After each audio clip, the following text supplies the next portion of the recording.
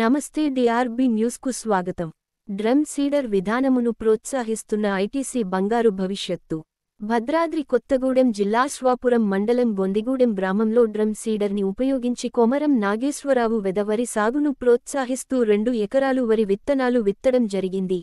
ఈ కార్యక్రమంలో సంస్థ కోర్డినేటర్ ప్రవీణ్ కుమార్ మాట్లాడుతూ సాధారణ వరి సాగు చేసే అన్ని నెల రకాల్లో డ్రమ్ సీడర్ విధానం చేపట్టవచ్చు అని, విత్తే విధానం కోసం భూమిని సిద్ధం చేసుకుని, వీలైనంత వరకు భూమి చదునుగా ఉండేలా చూసుకోవాలని, విత్తన రకాన్ని బట్టి ఎకరానికి 8 నుండి 12 కేజీల వరకు విత్తనాలు సరిపోతుందని, నీటిని కూడా 25% ఆదా చేయవచ్చనే, పంట సాధారణ వరిసాగు కన్నా 10 రోజులు ముందుగా వస్తుంది, పెట్టుబడి తగ్గుతుందని, రైతులకు ఎంతగానో ఉపయోగపడుతుందని ఈ విధానాన్ని రైతులు అనుసరించాలని తెలిపారు.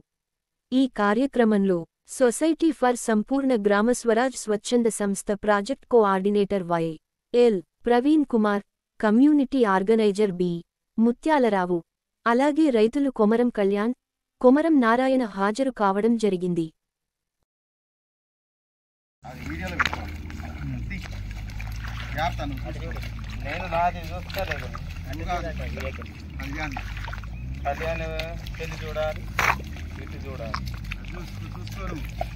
కళ్యాణ్కి వెళ్ళి చూడక్కర్లా, కళ్యాణ్ బురదలో పడకుండా చూసుకుంటే చాలు మనిషి.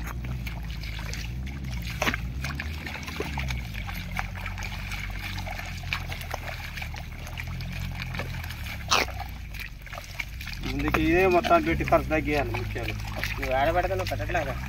రాడా నువ్వు వెళ్తున్నా టయానికి.